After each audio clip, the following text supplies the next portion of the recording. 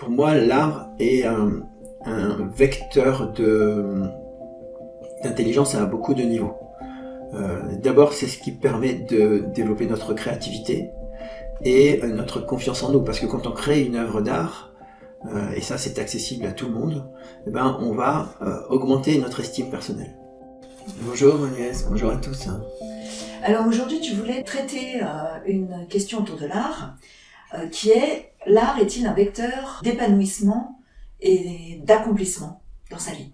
Alors effectivement, l'art est un vecteur d'intelligence et d'épanouissement, dans la mesure où il va stimuler notre intelligence émotionnelle. Ce qu'il faut savoir, c'est que comme le concept est le langage de la pensée, l'art, l'œuvre d'art, est le langage de l'émotion.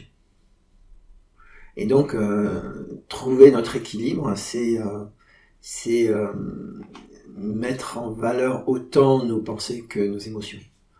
Et personnellement, je suis passionné par les arts plastiques et j'ai mesuré la richesse de cette activité autant en tant que réalisateur d'œuvres d'art que en tant qu'observateur.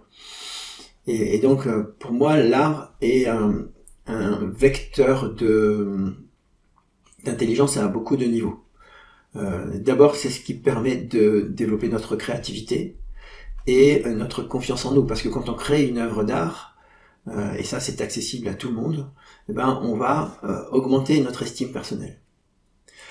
C'est un générateur émotionnel, parce que quand on observe une œuvre d'art, c'est une manière de vivre ce qu'on appelle des multi-émotions, c'est-à-dire de vivre un ensemble d'émotions en même temps, et de manière plus ou moins consciente. Parce que face à une œuvre d'art, on peut être même dans un état d'extase, un état où on va rester pendant un long moment à vivre l'expérience que génère cette œuvre d'art. C'est un langage à part entière. Et enfin, ce qui est important aussi, c'est que l'art a été et sera toujours un langage de vérité. Parce qu'on peut exprimer la vérité à travers l'art, même dans des sociétés où on n'a pas une liberté d'expression. Je pense par exemple dans l'histoire aux fables de La Fontaine. La Fontaine, à l'époque, a choisi d'utiliser les animaux pour partager des idées importantes. Et tous les grands acteurs, tous les grands artistes ont utilisé ce média pour partager leur vérité et faire avancer la société. Ok. Alors s'il y avait une chose à retenir, ça serait quoi?